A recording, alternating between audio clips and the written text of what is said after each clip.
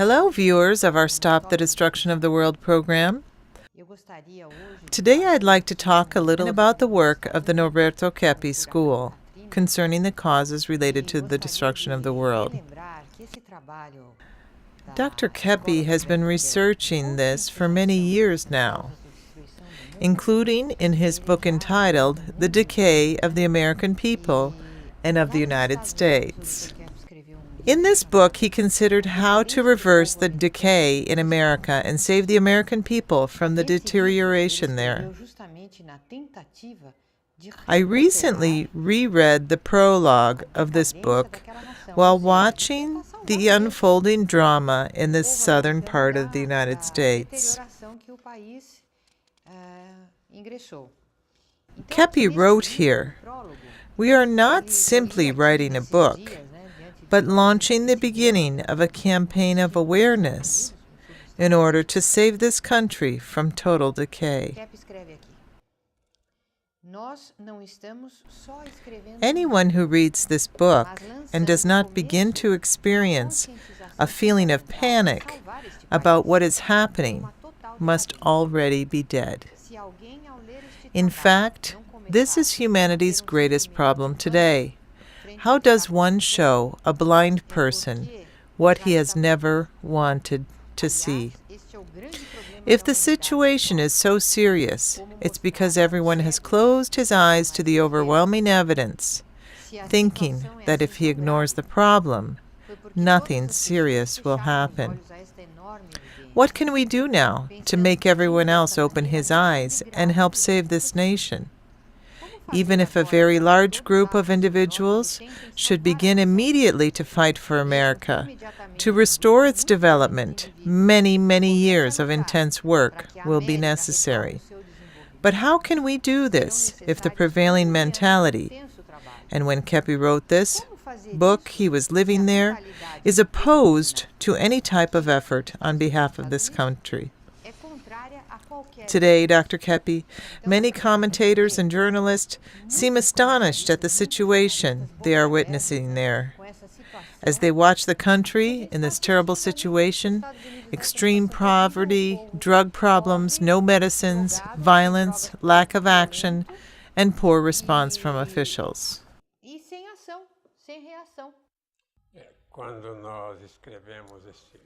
When we wrote this book in 1984, what we saw happening at that time in the economic sector was a big advancement in speculation in the stock market because of Reagan's orientation called Reaganomics. And so I alerted the people that they were acting in a way that was outside the real world of work. People were more in a mode of speculating in the stock market. And Social Security was supporting most of the people. As we traveled throughout the country, we noticed that not only was there a lot of poverty, 30% of the people, but agriculture had been abandoned, and progress in general had been abandoned. They weren't building those incredible bridges and highways anymore. Everything had stopped. Everyone was either speculating in stocks or indeed gambling in the casinos. So I wrote this book about the decay in the economy. And this decay in economy, in turn, was responsible for a decay in work. Because a nation that doesn't work, like an individual who doesn't work, begins to enter into a process of decadence. Therefore, this decay in business and in industry resulted in their transferring their own industry to Latin America and later to China, the Orient, because the cost of labor was cheaper there. There's also been a decay in the national defense and a decline in the typically American type of population, a decay in agriculture. They actually stopped planting, decay in sports, in everything. You saw this in 1993, and you wrote the book in 1994. Exactly. Now, when we write a book like this, as also in this book I wrote, called Sociopathology, it is to warn, to advise that a nation is in a social decadence. Do you see? Thus the title, Sociopathology. There is a figure here, almost hidden. Can you see? This was designed by Catenari, the Argentinian-Brazilian artist. He designed this cover to show that the environment is deteriorating, and deteriorating together with the human being himself. In this book, I wanted to show that it's possible to do a social therapy side by side with doing individual therapy. That is, if a person becomes ill with mental problems or problems like schizophrenia, depression, manias, obsessions, phobias, etc., the person will have to see the cause. And the cause will always be related to something that he or she doesn't want to see, to something that he hides in the unconscious. Freud himself discovered this in the beginning of his work. When a person had something inside himself he thought was indecent, the only thing is that Freud connected this to sexual questions. And so if a person didn't want to see something about himself, he hid it in what Freud called the unconscious. And this process of hiding things is what makes a person to become sick. So it's the censorship that a person creates that constitutes his sickness. I wrote this book about social pathology exactly so that people could see that the orientation of the country was wrong in terms of their philosophy of life, that they had abandoned work, that they only wanted pleasure, fun, fun, fun, as they say. And if they continued like this, pretty soon they'd have no way even to defend themselves. On our radio and TV programs there, I had said at that time that their national defense was so weak that all it would take was for Soviet ships to come up and dock alongside the coast and simply take over the country. They had no defense left, because the greatest danger to the United States were the Americans themselves. Just like the greatest danger in the Soviet Union at that time was from its own people, those who live within the country. Likewise, the greatest danger a person has of becoming sick comes from inside himself. It's he himself who causes his sickness. Now, why does this happen? Consider well, the human being has accustomed himself to think in a wrong way. So he has to see in what way he thinks erroneously, in order to try to arrive at a better result. In relation to feeling, the human being has a lot of anger, a lot of hate, envy and arrogance. He emits, launches this energy that he is living out into the world. But this energy returns, and so he ends up ruining his own life. So that nation lost the ideals they had, the ideals of Jefferson and of the founding fathers, as they call them there. Jefferson and those four famous thinkers that took the initial fundamental steps to developing the American nation. They talked of freedom, of curtailing power, people who are in power, because those with a lot of power, with no limits, generally tend to become corrupt. They try to become imperialist, to turn into dictators. So this issue of pathology has to be dealt with inside the person himself, so that he can cure himself of illnesses, anxiety, phobias, individual and also as a nation. Now, when we launched this book, The Decay of the American People, this caused quite a stir. Here it is in English. Take a look. The cover is an American flag with the head of a fallen eagle here. upside down. When we released this book, many thought that if they read it, if they learned about the decay, then they would enter this decay. Instead of the fact that knowing about decay is decadence, right? Then it would be possible to solve it, to leave behind this destructive attitude. So this was the issue. By not wanting to be who they should be, by not wanting to see socially the danger they were in, the economic and ethical moral decay, the decay in culture, in everything, that the nation would lose its place as a world leader. And this is exactly what is taking place now. Now, let me show you the fundamental error of humanity, and which exists even today. Take a look at this figure, Zoroastro. He was from the 5th century BC, 600 years before Christ, and what did Zoroaster do? He founded a religion in Persia, which proposed that there existed two fundamental principles. One of goodness, which was from God, and the other of evil, which was from Lucifer. And indeed, they used the term Lucifer 6 centuries before Christianity. They thought that God had created the spiritual life, which was good, and that Lucifer had created the material life, and this material life was evil, and that through the union of the two we would have life. So just look at this fundamental defect that predominates even today, because Plato followed this orientation. Plato was followed by Augustine, who was a Manichaeist. This idea that there has to be goodness and evil for life to exist is very wrong. I'm bringing back this idea which comes from ancient Greece, and in fact from Aristotle.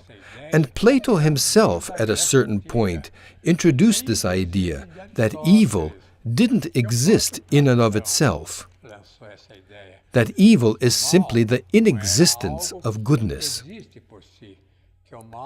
Let's see, for example, here is this book. This book is good. So, what is evil? It's the non-existence of the book, you see. There's no such thing as positive evil that influences things. Evil is an illusion. Yet many people think they will gain advantages through corruption, by robbing, double-crossing, lying, etc. No, anything that isn't virtuous, that isn't good, destroys the individual. This is the fundamental philosophy to understand if we're to avoid this enormous destruction that is taking place in humanity now. Many people follow evil, thinking that they are going to reap what is good through evil. A key inversion in science. Always we are trying to extract energy from a material element. And its negative consequences. We provoke serious imbalances in nature. Corrected now with the Kepi motor's disinversion of physics. And we developed a way to have mechanical power with very little electricity. This will make a big change not only in energetic efficiency, but also it will bring better energy in homes because it's magnetic energy. The Kepi motor, new technology for a new world.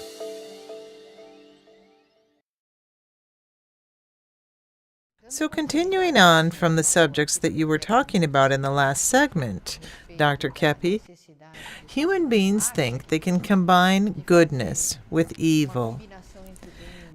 That evil is even necessary so that the person wakes up and begins to do good. In this book you say, what we can see is that Americans are similar to robots.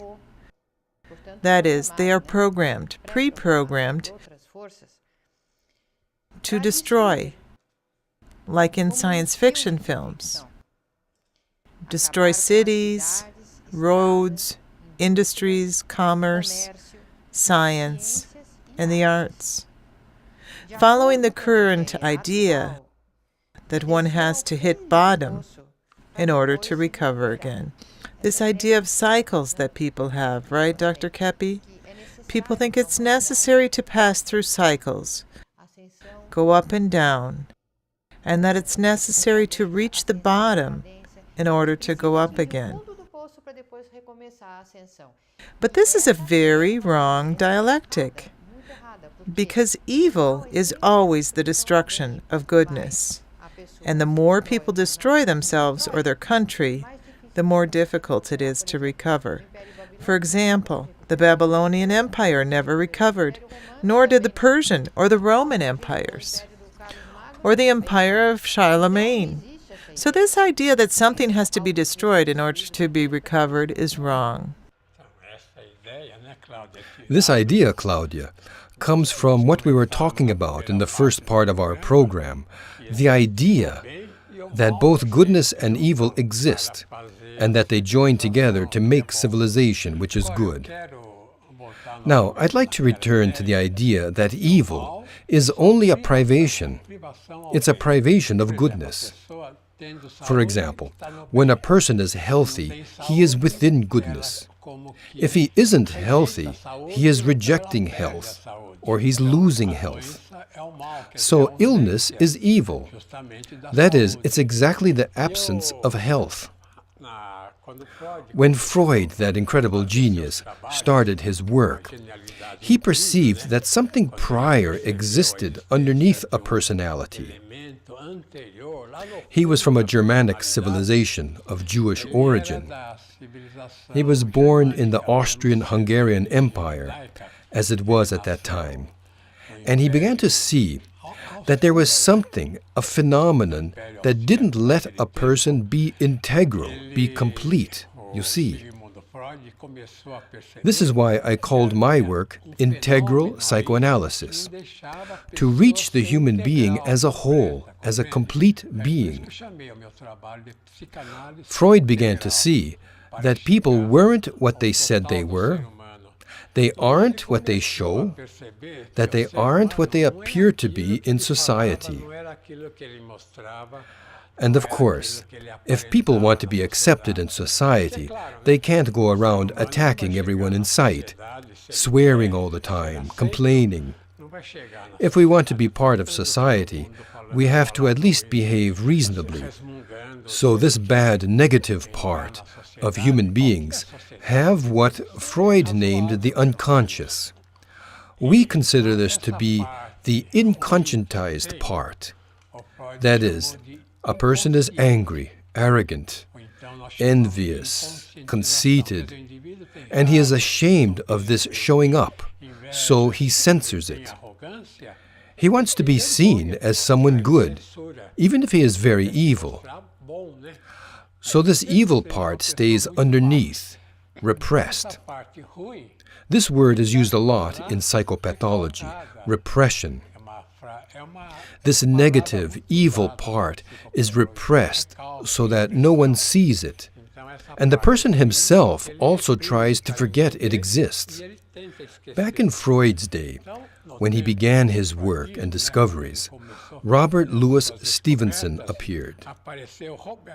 He was an English writer, and he wrote the famous Dr. Jekyll and Mr. Hyde.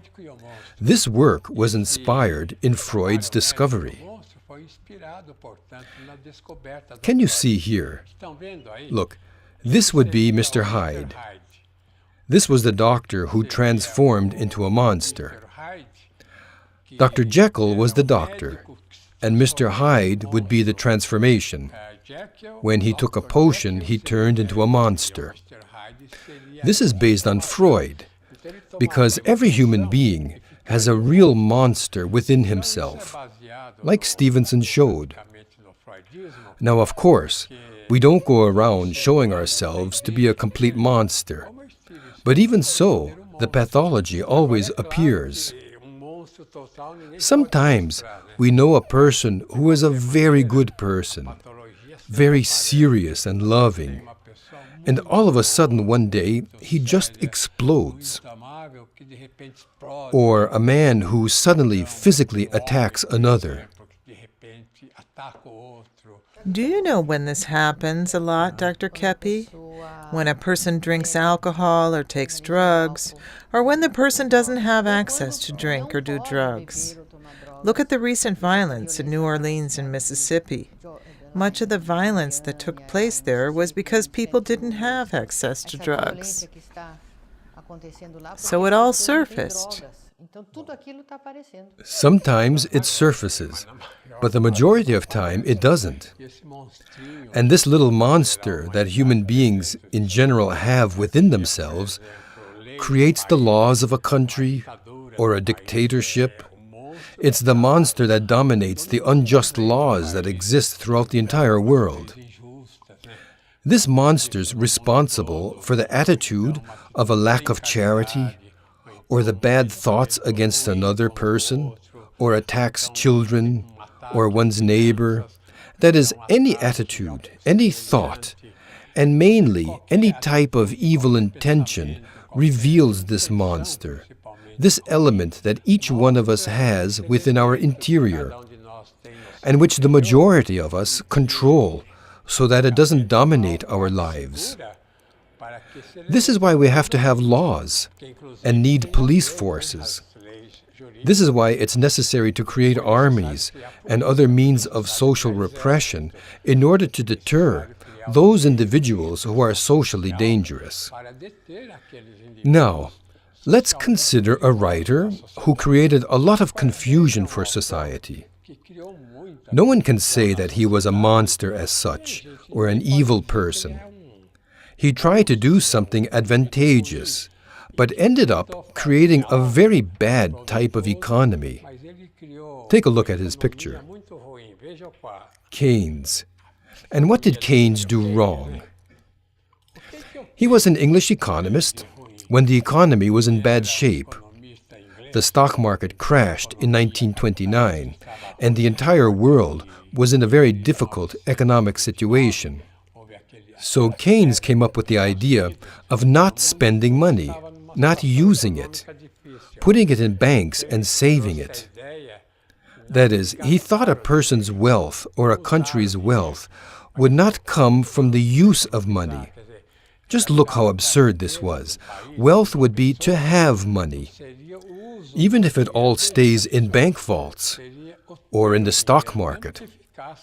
Wall Street is the very definition of a casino. People who are more able to make money, to play the casinos, go there and on some occasions become very rich indeed. But of course, the rest of the population doesn't.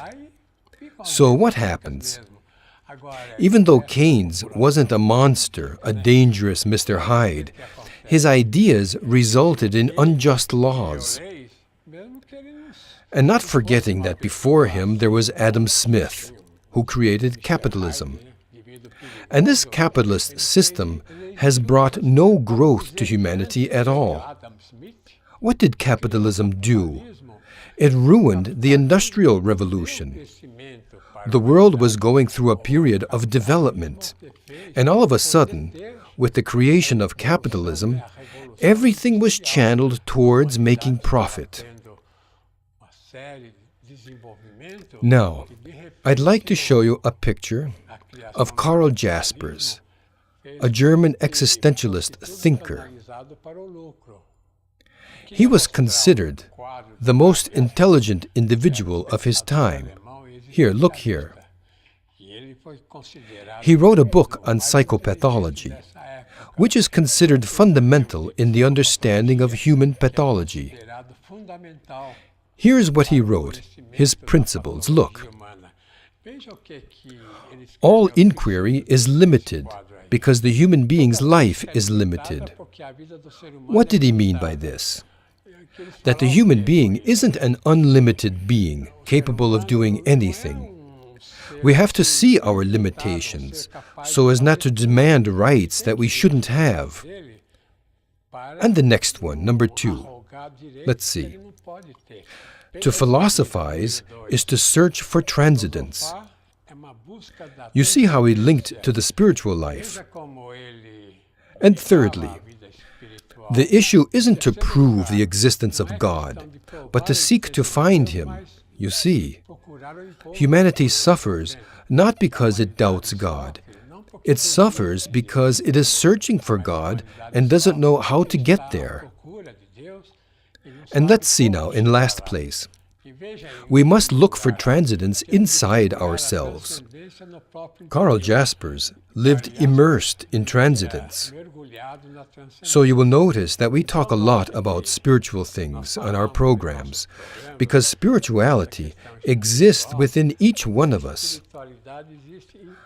I personally believe that human beings suffer and have problems, like this decay we are witnessing in the first world, because humanity has greatly repressed spirituality. So society lives on a very superficial plane and in disagreement with our very human structure, which is highly spiritualized. So there you have it. In fact, spirituality is in all areas of the human being. So we'll be back next week to continue with this work of conscientization about the psychosocial causes of the destruction of the world and society.